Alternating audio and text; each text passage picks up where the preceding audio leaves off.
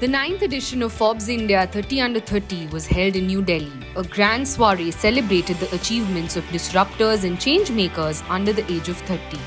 This year, the class of 2022 consisted of entrepreneurs, professionals, designers, influencers and more who have made it to the list after a rigorous shortlisting process by the Forbes India team and a distinguished jury.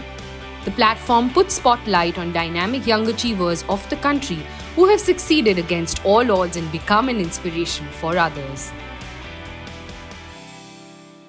For the first time ever, the under 30 stars at Forbes India will take up all the big roles, be it moderation, presenting awards, or yours truly hosting the event. So let's get things rolling. The celebrations kick-started with a welcome address by Nandika Tripathi, special correspondent at Forbes India, who congratulated the winners and expressed her gratitude to the entire team at Forbes India. Tonight is going to be exceptional. You are all special, and you know why? Because it's not easy to make it to the Forbes India 30 Under 30 list. In its 9th edition now, counting all of you, there are less than 300 people who can claim the 30 Under 30 badge. That's just a clutch in the world's second most populous country. We at Forbes India are predominantly young team, and we are working on the 30 Under 30 list that inspires us every year. Your stories of grit, determination and success inspire us for the rest of the year. Tonight is about enjoying and celebrating you. Without further ado, let's get going. The opening keynote was given by Ananth Narayanan, founder of Mensa, who shared business insights and anecdotal experiences to help entrepreneurs and professionals navigate through difficult times. So I did Myntra for about 4 years. The business itself grew. There were lots of interesting things apart from the size of the business and all of the rest. What was really interesting is how do you use technology and fashion together? And I thought that worked beautifully. Walmart eventually bought us as part of the overall Flipkart group. I thought this is the time to be more entrepreneurial and take risk. So I decided to take whatever exit I had at Flipkart and put it into a healthcare company, which was losing money, had no external investors. And I thought I could sort of turn this around because, you know, Flipkart, we were quite successful in raising money, etc. And that wasn't the case. So COVID actually happened to be a big tailwind for us and essentially made sure that the business took off and we were able to sell it successfully to PharmEasy. There are many things that compound in life. Money compounds in life, but perhaps the most important thing that compounds in life is reputation. I think making sure that you know that your reputation matters and making sure that it compounds in life is maybe one thing. The second thing I wanted to talk a little bit about is learnability. You know, going from auto to fashion, fashion to healthcare, healthcare back to fashion and beauty has been an interesting experience. And the reason that works is you have to be curious and you have to keep learning. I think the third, which I think is again very important, is surrounding yourself with people who are brighter than you, right? I think, again, makes a huge difference. If you're the smartest person in the room, it's a problem. You're probably not surrounding yourself with good people. So as you go out and build, many of you are entrepreneurs and building businesses, having people who are smarter than you in your businesses is the key to success. A special address by Dr. Trinetra Haldar Gumaraju, who talked about owning one's identity, be it one's purpose, calling, gender, sexuality, passion or dream, had the audience listening in rapt attention. I think despite us coming from such diverse backgrounds and having such diverse identities, we're all here together because we have something in common. And I think we've all at some point been told that our ideas are delusional, are unrealistic, this is not going to work, this doesn't make any sense. We've all at some point had to be the first person and the most important person telling ourselves that we've got this, we can do this. And perhaps you were also told, like me, that you did not belong in rooms like this. And yet here we are, the Forbes 30 Under 30, packing 6 feet of gorgeousness and so much more. But if I were to say that, okay, take away something from this, I'm just going to say, may we never, whether it's 30 under 30, 40 under 40, 70 under 70, may we never lose the childlike wonder of a 7-year-old and this delusional, irrational belief that anything is possible and good things will happen. And I will leave you with that tonight. Thank you so much. The evening also witnessed an eclectic discussion titled How Gen Z is Redefining Work Trends. Eminent industry experts Pooja Dhingra, founder Le15, Dhruvil Sangvi, founder and CEO LogiNext, and Rupa Kumar, founder and CEO Purple Quarter, shared insights on how millennials and Gen Zs are redefining the notion of work. Dhruvil, you are into IT, where we have plethora of young people in the workforce. So when looking for a job, Gen Z workers prioritize work-life balance, remote working, and flexible leave. So they also prefer companies that would support them in career development, allowing them to improve their skills. So as a startup founder, what have you observed? I think the biggest observation I have is that they are, they are very well informed. I think the amount of knowledge and information they carry about their rights, what they deserve, is just way too high. I think highest that humankind have seen, has seen when they were 21, 22. And I think that affects their decision making. So how do you really? I think what I have seen is that if you try to keep up your organization and culture, as we all talk about, if you try to keep up with them by constantly engaging them, it's a lot of work. Most of the, especially I being a CEO, I'm not really I feel bad when I have to spend a lot of time on constantly engaging people. I feel I want to sell more, I want to make more revenue and profitability and fundraising and all of it. But I think all this becomes an outcome of constant engagement to this Gen Z, and they do magic. And that kind of helps you scale into other areas very quickly. So that's my observation. Rupa, can you give us the employer's perspective, and what are they expecting from this upcoming generation? I kind of feel that it's extremely important for entrepreneurs or today's founders to actually realize that there is less inhibition from Gen Zs. So it's easier to actually look at what new roles can they actually go on and take up. So the amount of risk that they can take is phenomenal because the inhibitions are lower. They want to try new things. There's a lot of creativity at work. So I think entrepreneurs, founders, and the new aged employers are also millennials, and yes, some of us sitting here would agree to that. But important piece is even the new age CEOs are all millennials. So everyone's actually adapting to this fact that this is going to be wonderful. I feel moonlighting has been around from a very long time. What do you guys think? Is it going to be accepted now? Because we've seen a lot of layoffs also because of it. I think for me, being in the industry that I am, it's more challenging because it requires a very specific kind of, presence. It's not so much remote as other industries. And I think that as a founder, CEO, I also struggled with this a little bit. Initially, I had an employee who came up to me and said, oh, I'd like to go out and build a website for somebody else. And I thought about it and I said, I don't see anything wrong with that as long as it's not interfering with work today. But I was like, I would have to set certain frameworks so that, even I know how to navigate these conversations. And that's, certain kind of, that's what I've been thinking about and the help that I've been getting. What happens if someone comes and says, oh, on the weekends, I want to go bake somewhere else? And then there's a conflict there, but how do you resolve it? Is there a conflict? Those are questions that even I'm asking myself, and I don't know what is right and what is wrong. A key highlight of the event was the first ever collaboration with India's top fashion designers who are also Forbes India 30 Under 30 alumni. They styled winners from the class of 2022 for this soiree. This is a first to be doing this for Forbes India, in fact, and to be returning with Forbes team. In fact, this is something that's amazing. So I'm quite excited, and the winners this year are looking quite the dapper, in fact, and it's the most, in fact, one could ask for. I mean, the experience of collaborating with Forbes India is always amazing. We go a long way back, and I think it's always amazing to contribute in some way or the other when it comes to this. Collaborating with Forbes India was a very honorful experience. After being the family of Forbes, there is a lot of recognition that comes in. Also comes with a lot of responsibility and the willingness to do better every day. And the family is really, really in tight and helps each other to grow, and that really is a great thing about Forbes. I remember I was telling Benu, who's a part of the Forbes team, that, you know, when you made the first phone call to me, I was at the worst time, like I was going through, because COVID had just hit us and things were really tough. And I didn't know how I'd take the business forward.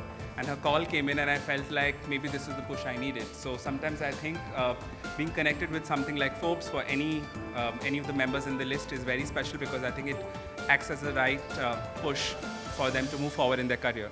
Back in 2017, I had the same honor to be under the 30 under 30 list, and it was one of the most beautiful experiences also, and also very awakening for me. So that really made me more serious towards my work. So I think it played a very, very big role actually.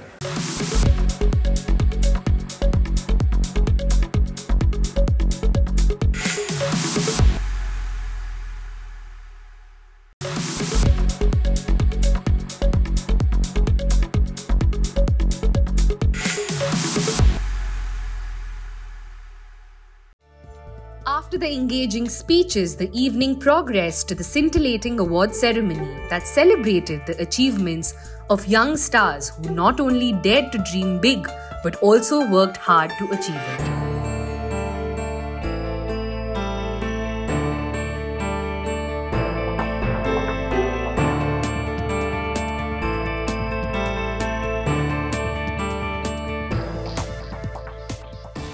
For the first set of awards, I'd like to call on stage Akib Wani, founder and creative director of Akib Wani Design, to felicitate a few of our winners. For this event, he has designed and styled some of our listees, and joining Akib is Krishna Gupta, founder 1441 Pizzeria and winner of the Food and Hospitality category in 2020, to felicitate our winners. Our first winner tonight is from the world of advertising, marketing, and media. What happens when curiosity meets imagination? He can answer the question better than anyone. Please put your hands together for Rahul Jain, brand and creative strategist, Sideways Consulting.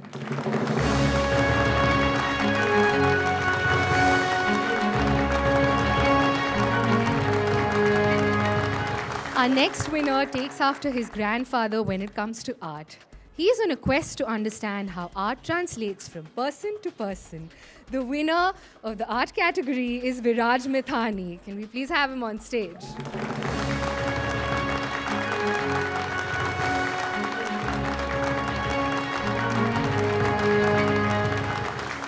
For the next set of awards, please welcome Karan Torani to join us on stage.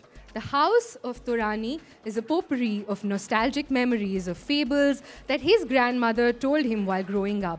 He always found a connection with Indian looms and crafts, which led him to travel through the country to find a similar sense of comfort in his clothes. Joining him on stage is our youngest and possibly the most dedicated and enthusiastic members from the Forbes India team, Samida Jain. Coming to our awards, she's Karnataka's first openly transgender doctor, champion advocate of owning your identity, and one of the prominent voices of the LGBTQIA+ community in India. Please give it up for the winner of our digital content creator category, Dr. Trinetra Haldar Kumaraju.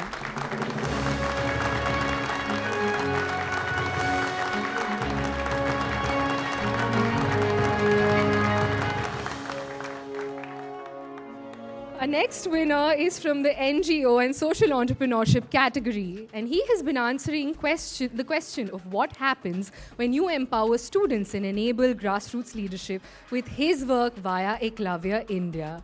Please welcome Raju Kenjre. Woohoo!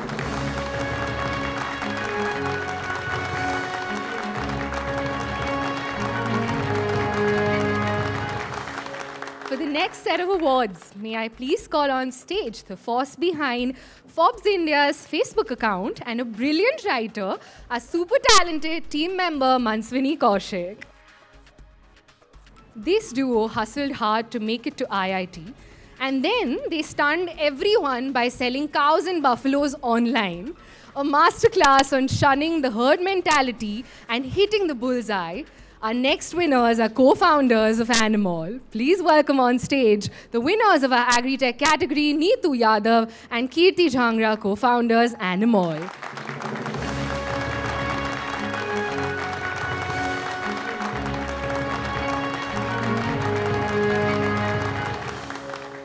Our next presenter started his label under the Gen Next category at the Lakme Fashion Week in 2014. With a specialization in textiles, Ujjwal is known to marry Indian and Western designs to the best possible way for his label Antar Agni. Can we please have him on stage? Joining him is Avinash Kaul, CEO, Network 18 and MD, AETN. This trio of 26-year-olds have built an e-commerce platform where you don't donate money but shop for what NGOs list as their requirements. Please put your hands together for Anil Kumar Reddy, Sandeep Sharma, Sarang Bobde. Please welcome the trio on stage.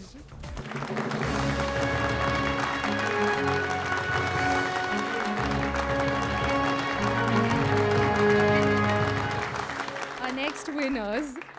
This startup offers chemical-free, plant-based and sustainable alternatives to everyday domestic consumables such as detergents, floor cleaners and more. Please put your hands together for Akshay Varma, Aditya Ruya and Anuj Ruya.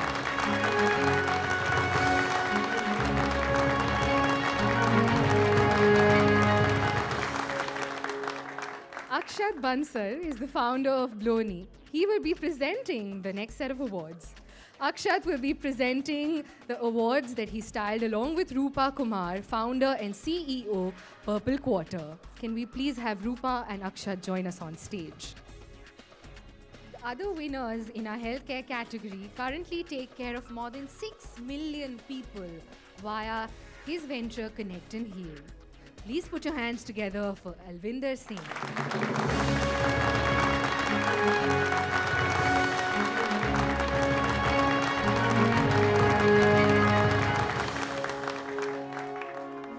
These brothers dropped out of college to build InstaDapp to guide the world towards new avenues with the help of blockchain. Please put your hands together for the Karan Arjun of the DeFi space and winners of our new cryptocurrency category, Soumya and Samyak Jain.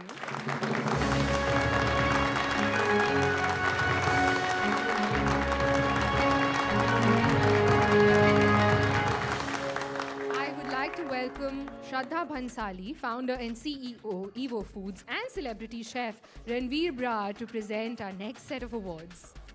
Have you guys noticed the rupee symbol when you open the WhatsApp interface? Our winner in the finance category, the lead of WhatsApp payments business in India, is responsible for this. Please welcome on stage Riya Mirchandani.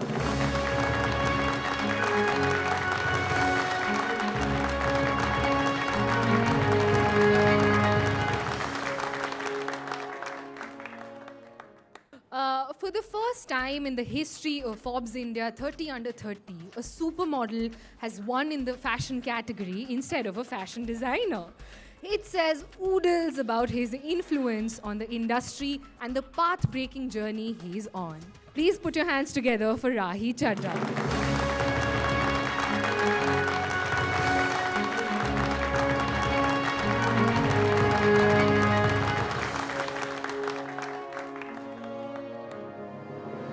Congratulations to all the winners and a very, very, very big thank you to all our fashion designers and our jury members. It's my first time and I have to say it's absolutely incredible. As someone that's both a doctor and content creator and recently also an actor, to be here celebrating winners and achievers of every different kind, looking stunning, it's a good feeling. You know, it's a huge honor. First of all, I'm representing the band. I'm from Kerala, and you know, it goes out to the entire band, all four of us. We started out 6-7 years ago, and this recognition is you know, an ode to all the hard work that we've put in, I guess, because it's not easy making you know, independent music in India, and that too in English. And it's been a challenging road, but it's been a very, you know, fruitful journey, and it feels amazing to be here. getting recognized for trying to empower India's middle class is honestly a great validation, and it's I think our team back in Bangalore is going to be very, very happy, and kudos to them to helping us build this, and this is for them. It's a huge honor. I think I wouldn't be where I am right now if I hadn't seen people in the industry who look like me, who inspired me, took a bet on me, and I hope being, on the cover of a magazine similarly helps inspire other women who are considering a career in technology or in fintech. It's not easy, but it's worth it. It feels very good, it feels great to be acknowledged, and it feels amazing to be a part of this list with everyone so vibrant, full of energy and hustlers. I'm very grateful to be able to be a part, और मेरे को बहुत ज़्यादा अच्छा लग रहा है. I'm very enthusiastic and I'm very energized because of all this, and also I'm very nervous at the same time. Honestly, I can't really describe the feeling. I obviously had this vision when I started my company 2 years ago, but I want to say thank you to, of course, the entire Forbes team for recognizing Taste to Treat and me. To my family, of course, for the unwavering support. To my clients for trusting me and the team to put everything together for them. And of course, my team. And honestly, I would like to tell all the girls out there, I would love to be their role model and tell them that if you have a vision, you have a passion, please follow it. You're going to make mistakes, it's only normal. But honestly, that's what you need to taste success.